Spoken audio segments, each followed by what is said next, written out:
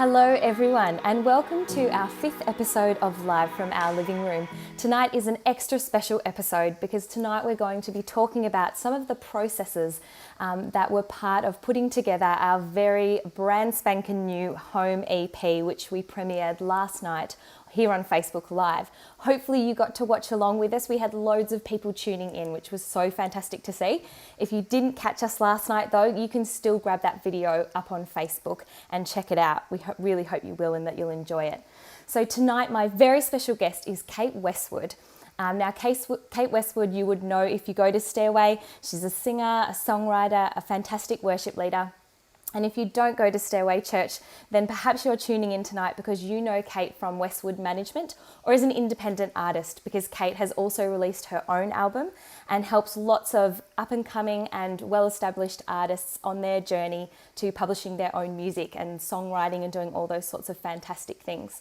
So tonight, I would like to introduce my very fabulous guest, Kate Westwood. Welcome, Kate. Stairway Church. Then perhaps you're tuning in tonight because you know... Why can we hear I'm fine. I just am pressing buttons. I love tech. Don't we all love tech? Well, let's do this. I'm so excited to be here. Thanks for having me on Live from Our Living Room. Normally, I can't actually come to these because I'm doing this very live every Tuesday night called Tuesday Catch-Ups, talking all about emerging artists and music. And so it's really kind of nice to be able to get to do both. I know this is a special collaborative episode because you're also streaming this to your Westwood Management page. Yeah, Instagram too. I've got people watching on that, which is going to be weird because you're going to be... They can't see you, but they can see me. Hello, everyone. Awesome. Let's ask a lot of questions. So I remind my Instagram people and Facebook, make sure you pop in and say hi and respond and answer questions. And we'll just do a little bit of a mashup of two lives all in one. That's it. Yeah. So don't forget, if you want to comment or add some questions, you can do that in the Facebook chat. And we'll be coming back to those questions at the end or maybe halfway through. We'll just see how we go.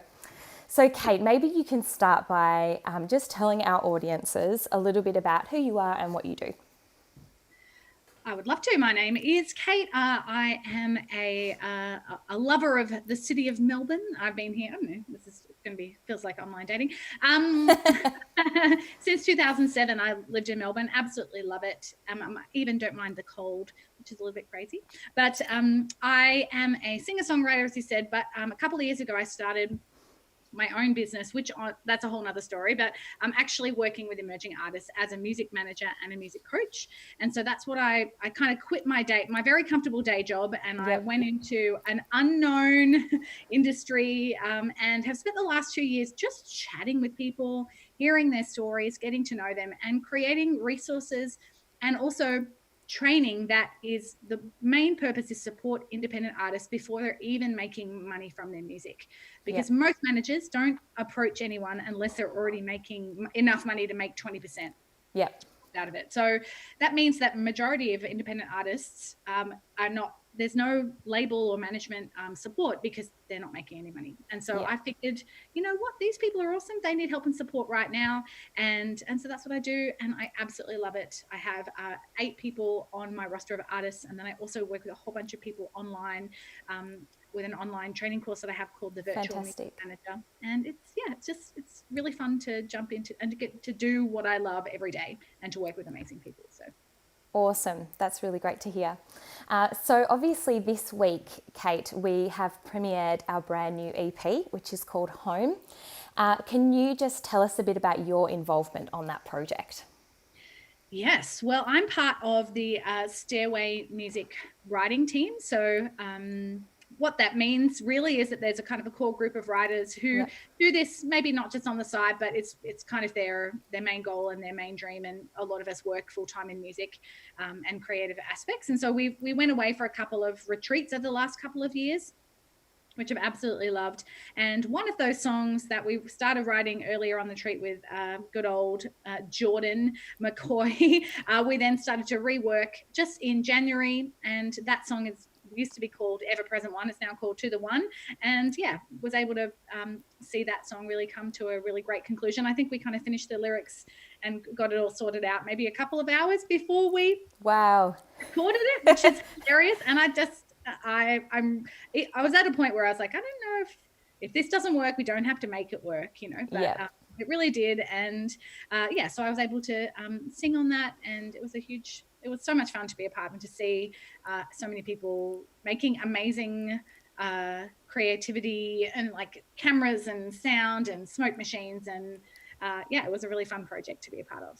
Yeah, awesome. You just touched on something really interesting there, which was that when you first started writing that song, it was called something different. And I'm sure that all the songs that you've written have been through all different types of iterations before they've got to the point where they've been recorded and released. Can you tell me a bit about what it's like to kind of write a song and then have to massage it and adapt it as you go along the songwriting, recording, mixing, producing process? Sure.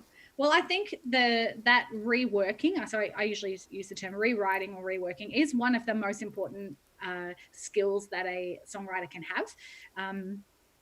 And I didn't have that skill. I actually had to learn that. I did a course and I realized, okay, you actually need to go back and relook at the song. You've got to work at it again. You've got to invite feedback. And so, Jordan and I kind of wrote it, and then there was a sense of there's some really strong parts of the song, but it's not complete, it's not finished. Yeah. Let's relook at some of the lyrics. Maybe the verses and the melody for the verses were really great, but the chorus didn't have much in it. So we went again, we relooked at it. We actually added an extra writer. Ali Dowling was a part of that, and she's great with melodies and finding really choruses that just really hit you where your heart is. And so we wrote a new chorus, and we developed the lyrics, and we probably did 3 or 4 looks at the lyrics, like 3 or 4 separate times where we went and we tried to find words that weren't cliche and that actually had a real focus and actually said something that was meaningful, especially if it was a song really about faith. And so didn't want to just say, oh yeah, everything's fine. We actually talk about what does it really mean to be in a relationship with God and do that. And so without that reworking, I think the song would have been very undercooked, and really it would never have gone anywhere. And you know what, that happens with a lot of songs. And even though I rework some songs sometimes, they still don't go anywhere. That's okay. But I think, as I said at the beginning, it's a skill that you learn, and you become okay with that reworking, and you become okay with that feedback, and you learn to actually really hunt around for the right feedback. And I think it's like a muscle that you build that actually means that then when there's a really amazing song that pops up, you actually have what's needed to lift it. You use that analogy. So yeah, that's great. So who do you go to for feedback when you're songwriting? Who are kind of your go-to people that you respect their opinion and want their input in your songwriting? Yeah, I would say probably my main person I go to is my brother, Johnny. It kind of helps that we live in the same house together. So that is convenient, I would say once or twice a week, it's him or I saying, oh, do you want to hear my new song? We're like, oh, that's sounding good. Or can you give me feedback? What are you liking about this? And so having he's a songwriter and a producer around is really helpful. Jared Grant, who is the worship pastor at Stairway, I often send stuff to him. Anna, Ali, and even a really great friend, Renee, who is also part of the worship team as well. Just people that they're usually people that I'm already writing with, and who I know actually have skills and input in that area. So even though I love my dad and he loves all my songs, he's not a songwriter, so he's not really the right person to ask for feedback on developing the thing that I do. He's great to say, Dad, am I a good person? He'll go, yes, I love you. So he's giving good feedback about me, but he's not the right person to give me good feedback about the song because he doesn't actually have skills in that area. And so I'm really careful about asking the right people for feedback, just as you kind of were alluding to, because some people are the wrong people and they give you a lot of platitudes, but actually really encourage a creative plateau, because it's like, oh, it's amazing, yeah, I love it, but it doesn't actually give you any building blocks to develop the song better and to make it stronger and give it good foundations. And other songwriters, other creatives who are working at this craft as well, the best kind of feedback is when you don't just get oh yeah, I think it's really great, but then you also get, it's like a Lego brick or a Jenga piece to go back in to the Jenga to make it stronger. That's the best kind of feedback. So I probably have handful, if not more. There's more people I could ask, but Yeah. as I go through the songs that I write, it's really challenging, but also wonderful to get feedback. Yeah, great. You've talked a lot in there about different people within the Stairway team that have assisted you along the way, or that you sent your songs to. Can you talk about the difference between writing and collaboration, where you maybe are at a retreat or where you get together with someone else in the Stairway team to specifically do some songwriting, versus when you're at home and it's just you and your guitar or you and your piano and you're just writing on your own for yourself? Sure. Well, I kind of have I would say it's an unspoken rule, like, well, it's unwritten. I haven't written it down. I've said it, but I don't want to finish a song or record a song unless it's had probably at least two perspectives on it. Okay. Because if I'm going to spend $1,500 to record a song, I want it to be a bloody good song.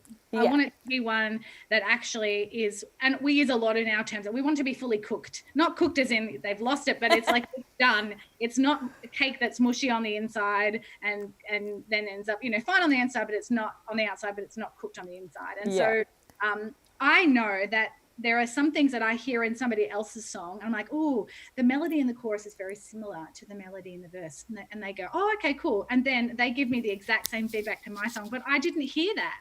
Sure, yeah. Because I wrote it, and sometimes we're too close to it. You're too close, yep. Yeah, so I kind of have that unwritten rule for myself, that I don't want to just go, well, I don't care what anyone thinks. It's my song. I'm just going to run with it. I actually want to be better at this craft. And I also recognize that I'm better as a writer when I have the thoughts and perspectives of others. I actually get a broader perspective.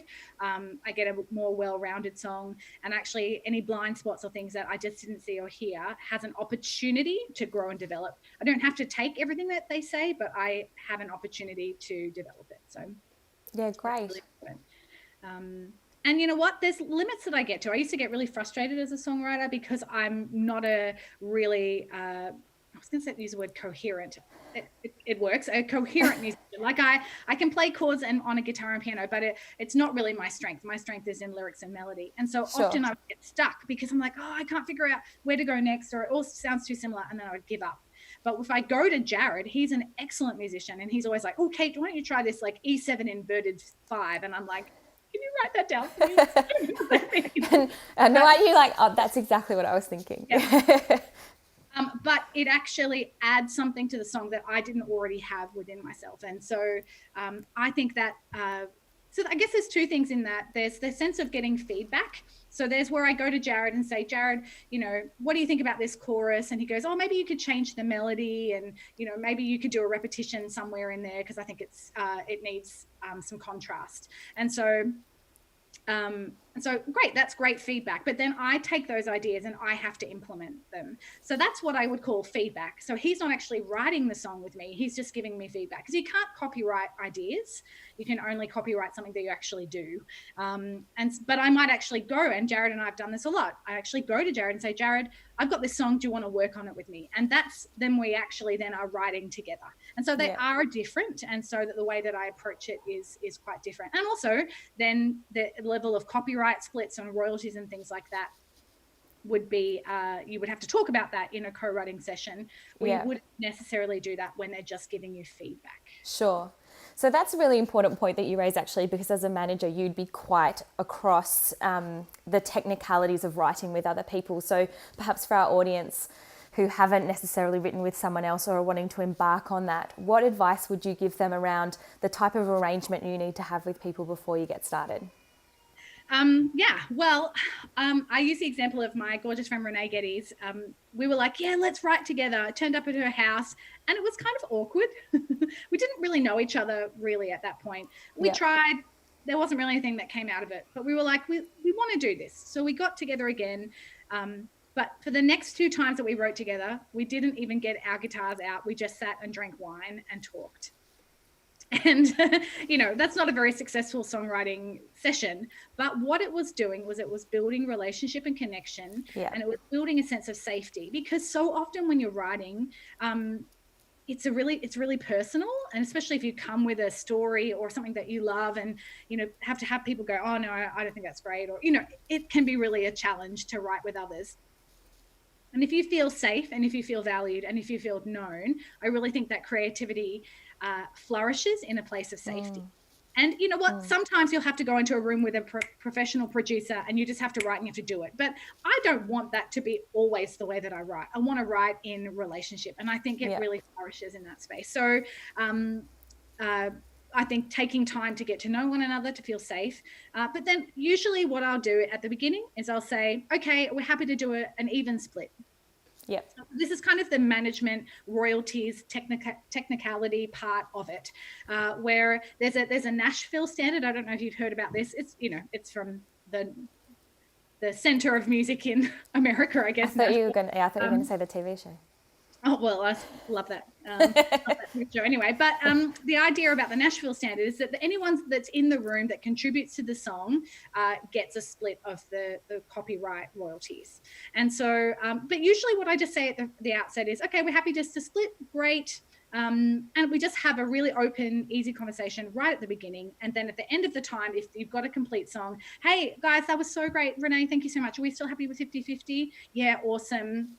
Yeah. And you know what? Sometimes I'm like, oh, actually, Renee, I feel like I only really gave a couple of lines. The rest was you. And so let's just do 75-25. Great. Awesome. Yeah. And because you're already in this joy of writing together, you're not in the nitpicking of like 42.67% of how many words and how many lines. And the Nashville standard just essentially says everyone gets an even split. And what that just encourages is generosity, and yes, we want to write together again, and that sometimes you bring more to the table and I'm a support, and then sometimes it's the other way around. So that's really important to do at the beginning of your songwriting sessions, your collaboration, and not waiting till, we're about to record it and I've got to try and figure out with these people who actually owns the intellectual property of this song, or it's just gotten picked up by Kelly Clarkson and now there's a fight over who owns it. Like, I mean, please, yes, that would be great. But I would be okay if there was.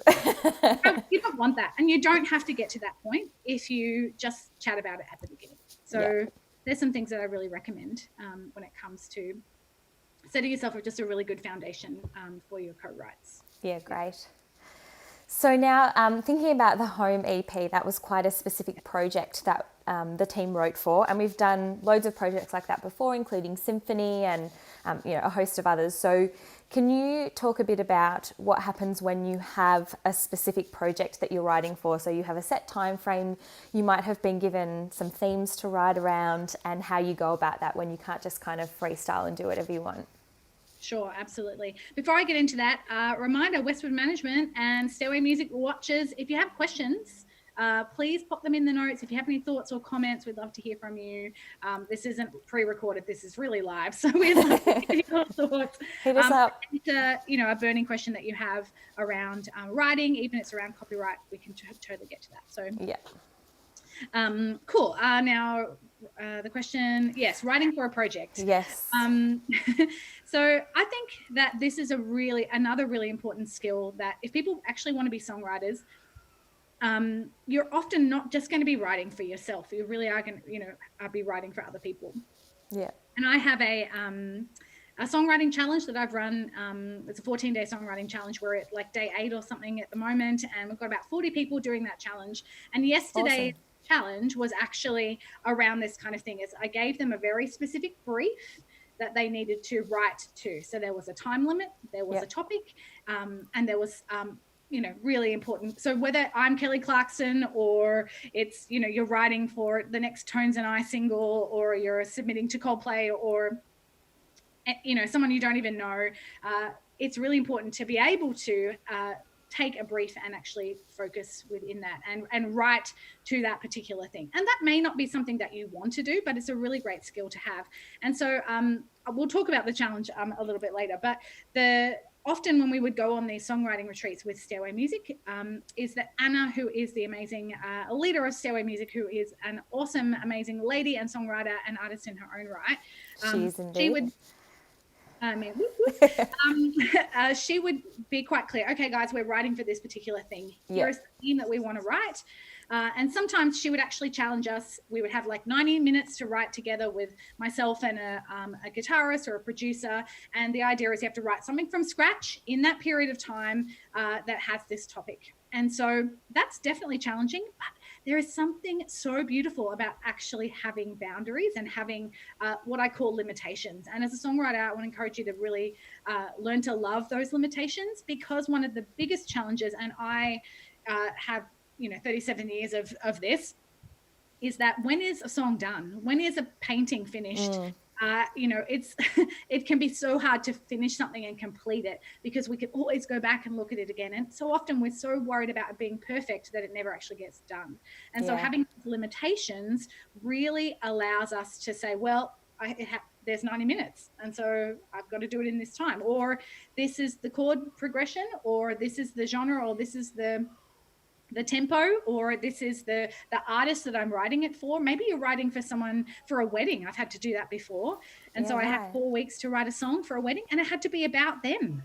And so that was a very clear set of instructions, but it actually meant that I came away going, I wrote a song about them that they loved for their wedding. I did a terrible recording of it, but I played it live, and it actually got done, and it actually got finished. And so having these limitations and a brief for a particular project or other artists often can be your best friend. And so I encourage you not to think about it as, oh, I've got to do these things. Actually, I've only got 20 minutes to write a song. Yes, go and have fun. Which is the challenge that we did yesterday, that they had to write a song about food in 20 minutes. Okay. Some of the ones coming through are hilarious. Pineapple chocolate? Somebody wrote a song, not a song, it's not a 20-minute song, but they wrote a song in 20 minutes about, the Cadbury snack where it has, the 5 different flavors. Pineapple. They wrote a song all about the fact that Cadbury are putting out pineapple in a hot block, and how amazed they were about it. It was hilarious. Sounds like they should send it to Cadbury. It could be the next television commercial. It totally could. Maybe that's exactly what it is. Maybe it's writing a jingle for something, or it could be writing musical theatre. And so you've got to write about this scene. You need to write a song that fits the story. That's a very particular set of limitations. And to be able to do that in the time frame and the time limit, and if you want to be a professional musician, if you want to have songwriting as one of your things, this is a really, really great skill to learn how to do. So I'm throwing that out there right now. If there's any songwriters listening right now, that's your challenge. You've got to set a timer on your phone. You've got 20 minutes and you need to write a song about food. I love it. And I can't wait to see what people come up with. Take it however you like. And you can send it to me. You can post it on the Stairway Music page or on my page. Would love to hear from you. But yeah, go and have fun with that challenge, and just challenge yourself to do something different than you have previously. I love it.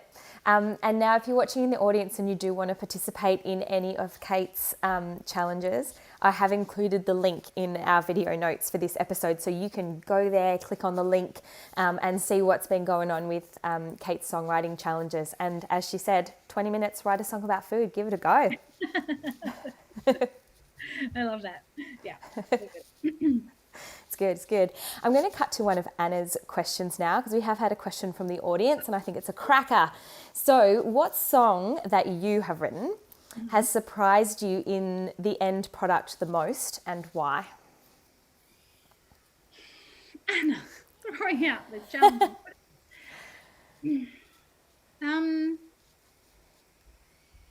Great thought. Great question. I would probably say the title track from my album. It feels like it's not necessarily. Because I knew the theme of my album, and I wrote particularly to a theme. It's called The Lament and the Love Song. And I tried for like 6 months to write a song that talked about that. And I was like, okay, well, I'm not getting a song out of this. It feels clunky. It's an interesting term, the lament and the love song. It doesn't kind of flow really well. Does it even sing well? I'm not sure. And so I just thought, oh, well, I'm just going to do an album that has that theme but doesn't actually have that in one of the songs. I'm okay with that. And then I think a month before we finished recording, I was sitting down and I heard this melody in my head, and I, oh, na, na, na, loudly as my love song, onto my phone straight away. And then within probably a couple of hours, I had this full song. And it is so beautiful and it's so simple. And it just kind of arrived at a moment. It wasn't one of those ones that had the 10 reworkings. It wasn't one of those ones that needed a lot of finessing. It was one of those few that just kind of arrived in a moment, because I'd spent that time working and developing those others. And sure. And it actually was the theme and the main point, I guess, of the album was that song. So I love that one, and I listen to it a lot. I know it sounds weird. No, that's great. I kind of feel like maybe in some ways the birth of that song was early on in the project, but it was just kind of bubbling away under the surface. Yeah, absolutely. And I think that is something that one of my favorite music docos is A Head Full of Dreams from Coldplay. I think it's on Amazon Prime. I watched it again recently, and it's such a good insight into songwriters. And so if you're interested in that kind of thing,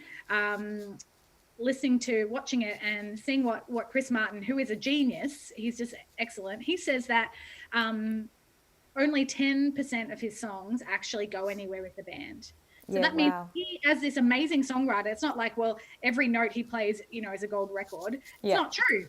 He writes 100 songs and only 10 of them get put on the album. Like, oh my gosh. But what he talks about in that is that the effort that he builds with writing those songs and developing them is exactly what I was saying before, that then the ones that go somewhere that are really amazing and that have something on them, they come really quickly. They actually have so much life on them because he's done the work and the hard yards. And again, I use the example of building the muscle. It's lifting those 5 and those 10 and those 20 kilos until you finally get to the point where, and I don't lift weights, so maybe that's not much. I don't know. Until then you can be like, that 100-kilo one was so easy. Great. And so I think I love that Chris Martin agrees with me that doing the hard yards and actually developing your muscles as a songwriter on the ones that may never go anywhere. You may do it and then go, all right, well, that was a great learning experience. I'm not going to use that song, or maybe it ends up being for another album or for another person or whatever. But it's really worthwhile taking the time to do the 90% so that the 10% just shines. Yeah, gorgeous. You just quickly mentioned there that you used your audio voice record to capture a little idea. Does that happen often? What's your process normally when you're writing a song? Well, even last night, I've been watching Nashville again, and so because it's country music in that show, I've had country music, and I was trying to go to sleep, and this always happens because I'm thinking about things all the time and focus on all these things, and when I go to sleep, that's when all the melodies come. And so I got my phone out and started to sing. So I've probably got 1,000 of these voice memos in my phone, half asleep going, oh, we're gonna do this thing over here. And so it's really valuable because you totally forget. And I think that's really important, is you've got to write it down, you have to record it, and there's so many ways in which you can do it, because when inspiration strikes, you want to make sure that you capitalize it, you record it. And I will often go back if I'm really in a songwriting space, and especially if I'm not feeling inspired, I'll grab all of my voice memos and I'll put them in to my computer, and then I'll listen to all of them and I'll go, oh, I really like those lyrics, and I'll write them down. Melody, not so much, whatever. Or I'll grab the ones that really stand out to me, and then I've got a short list of ones that I can actually work on and develop. And so I don't count them as they're not wasted. I want to actually go back. And so that's part of that muscle building. It's not the amazing song that comes in 10 minutes, but it's the one that you then go and rework and redevelop and take this part from this bit and that part from that voice recording and piece them together to be a song.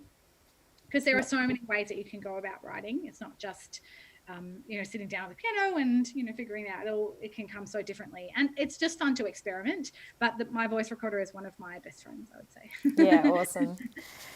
So you've already talked about Coldplay. Who are your favourite songwriters? Who do you find inspiration from? Yes. I mean, I have 2 answers very quickly to this. And I would say Ryan Tedder from One Republic. Yeah. I crush on his talent. Like, I'm sure he's a great guy. I don't know him, but he is so talented, and the way that he writes, and I love his falsetto as well. Yeah.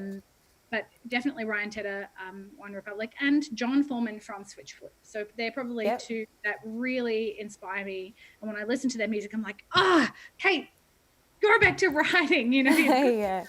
Just because they know how to tell a story. They all, both of them have written countless songs, and they're Yeah. all interesting and different.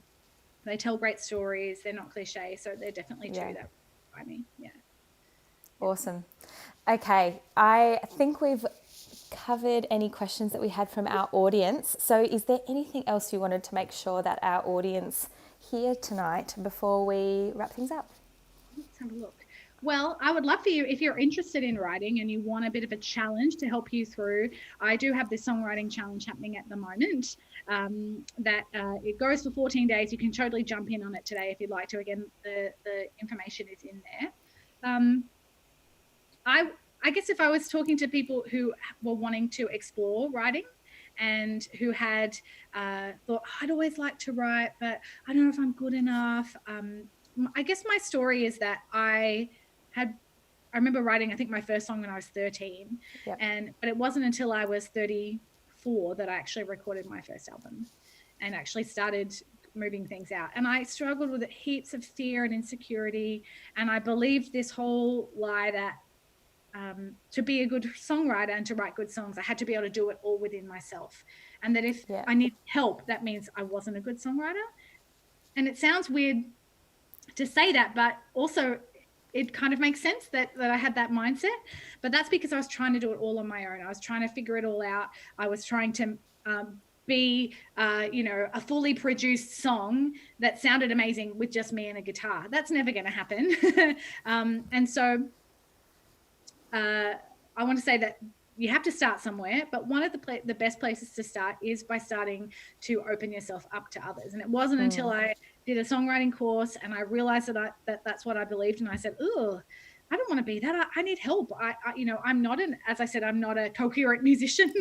I could always grow in that space, but I realized that you've got to start to reach out to other people.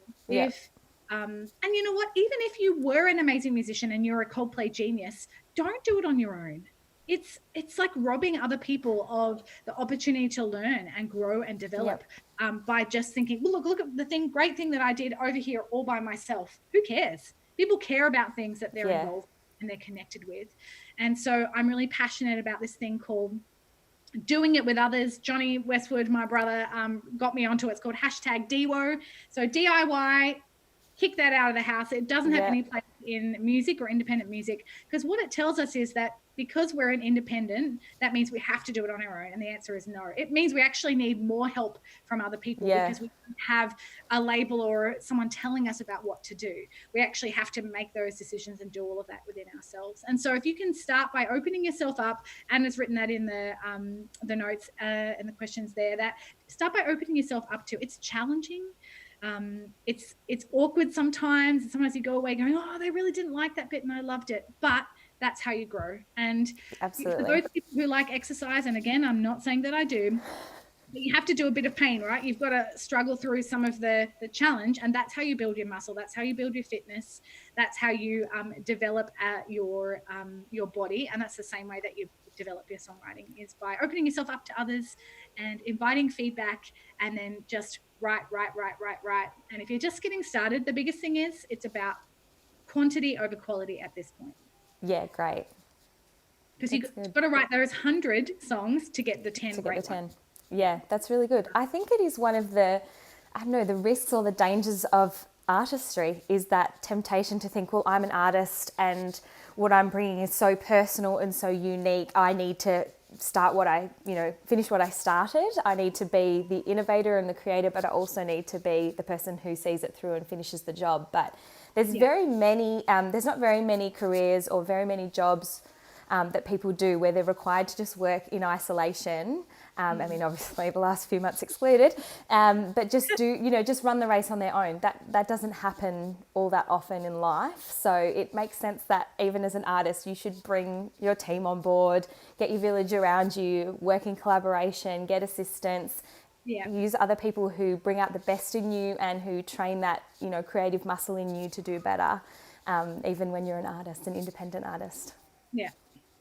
That's I love that. awesome. We've got another question that's just come through. How do you decide what songs to develop and what songs to leave on the cutting room floor, as they say? Oh, great question.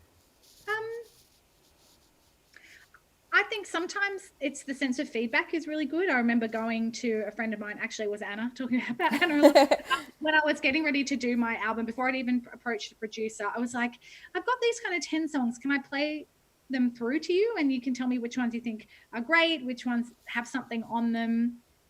Because sometimes we can be too close to them because I love this one, or, and so, I remember her giving me some great feedback about, I feel like this is really, I think there's something strong on this, or this melody is amazing, or this theme is really great, or that one, and you're like, oh, okay. So actually getting some feedback from others. And you know what? I do think sometimes there'll be a song in it, you know what? I love this song. And when I play it, I feel passionate about it. And I've recently written a song about, I'm a single lady, and not for want of trying, but I wrote a song about being single, and it's really, really raw, and it's really, I remember writing the lyrics and crying as I was writing them. Yeah, wow. And I was like, okay, this is hard. And some people might go, oh, is that too raw? But this is one of the ones I'm going to fight for. I'm going to fight to develop it. I'm going to fight to tell the story, because it's really true, and it's really honest, and it's a little bit, it's bleeding a little bit, but I haven't written many songs like that. Yeah. And so I really believe in it. And so, yeah, that's one I'm definitely going to fight for. Not that someone's saying you can't do it, Kate, but, I'm going to push forward to actually get it to be, because I feel like it's a story it's a story that I really want to tell. Yep. So I guess it's the idea of those two things, and also thinking about what you're writing for. So if you're writing for a particular album, I'd like to do I think I took to my producer 15 or 20 songs, and we only picked 4. Yeah, right. And I went away and wrote 3 new songs in the process. And so again, I think it does have to, there is a sense of it that it resonates with other people, because often we're writing it for other people. We're not just writing for ourselves. Yes. And so if you're wanting to record and release, you want to find that it resonates with other people, and that your audience go, wow, that speaks to me so much. Yeah, so that song that you were finishing, right up to the last minute with Home, what was it about that song that made you think it's worth pushing to the absolute deadline with this song? It's a winner. We need to get it over the line. The verse melodies, definitely. And there's a kind of tagline that says, you catch me when I fall. And we were like, yes, there's something on that. And everyone was like, the words and the melody are in sync. Yeah, I know. And I think in the video I even go, oh. And then I think the new chorus that we wrote actually really was beautiful, went somewhere, was so really great to sing, and would be a great congregational song. Yeah. And so, we kind of was like, okay, let's try and get these lyrics and the sections and everything to work. So, I mean, I think it was probably more Anna, like she was running the project. So she was like, hey, there's something on this one. We want to go for it. And I was like, okay. Sure. So, it was a bit of a team effort. Yeah. You just actually raised a really good point there. The difference between writing a song for an album versus writing for a congregation. How do you go about doing that? I think, especially in church music, it is a challenge. I don't generally sit down to go, okay, I'm going to write a worship song for everyone. I often want to just express my heart, my story about my pain or my joy in real life, or about how I feel about God, or anything like that. But I want it to be true. I want it to be real. I don't want it to be cliche. And if that happens to be something that other people can sing and resonate with, but I don't generally sit down, okay, I'm going to write a worship song. It'll be something that I've written out of the overflow of my heart, and then I find that people that would agree and connect with it. Yeah. You know what? There are times in some of these retreats that we've done where we've actually sat down to write a song that it works congregationally, but also you just don't know what's going to come out. There's been some of these times that we've done where I'm like, okay, I think this is great. Can I use this for my album? Congregational, but it just kind of, I don't think you can put too many filters on it because it comes out, it feels forced or it feels disingenuous. Is that a word? Yes. Yeah, it doesn't feel authentic. And so I think that's really important, the authenticity. Are there any specifications around keys or time signatures or anything like that, that when we're playing songs that we're performing songs versus when we're playing them for our congregation that we try to stick to? I think congregational worship is generally simple and it's easy to follow. And I think there's a balance or a tension between doing something that's really interesting and that actually takes you to a really interesting or pushes the boundaries a little bit, but not to the point where you've lost your congregation. Because not everyone else is a singer, not everyone else can get those real high notes or follow a really complicated melody. They want something that's repeatable and that's heartfelt. And so I mean, I write in E. I love everything in E, you know. I think like a B flat minor. I don't know if you can do that. Barry, you can tell me. I don't know if that works for bass players. Again, I'm not an amazing musician, but you want it to be something that is really quick to remember, and so that gets people's minds. So, if you're writing for church, you've got to think about, is this something that lots of people, it would mean something to lots of people? Is it is easy to follow and pick up really quickly? Because you want it to be in people's hearts and minds. You don't want them to be having to look at the words. You want them to be able to remember it easily themselves. But then also there are some songs that break those rules and are amazing. And there's a lot of Hillsong United stuff that, you know, they've really pushed some boundaries and it's met the need as well. And so again, when I talk about songwriting guidelines and rules, there are some really great formulas, but you can totally choose to step outside of that. You can totally choose to go, you know what, counting syllables, nope, I'm just going to let it be free form in the verses and not have repeatable sections. Great, do it because you know that's what you're wanting to achieve, rather than go, oh, I don't know, I just did this thing. And so I just think if you really want to be a songwriter, you develop yourself, you learn as much as you can, and then you choose to break the rules. And then you know that you're doing it intentionally and for a purpose and to serve the song. Yeah, awesome. Alrighty, well, I think we've covered everyone's questions. Hopefully everyone at home, you found this really informative. I certainly have. Kate, before you go, I'm going to hit you up with our fast 5 questions. Okay. Get ready. Okay, Kate, what is your favourite holiday that you've ever been on? New York, when I was 30. Girl after my own heart. Awesome. What's your favourite type of takeaway? Ooh, Thai. Yes, Kate. So good. What's your favourite TV show? Oh, that's so hard. Well, anything that has singing in it. So Nashville, Smash. Yes. Yeah. Even So You Think You Can Dance. I loved that one. Yeah, great. Yeah. Your favourite song to dance to on the dance floor? Ooh. I want to dance somebody. Good choice. And last one, your favourite thing about being home?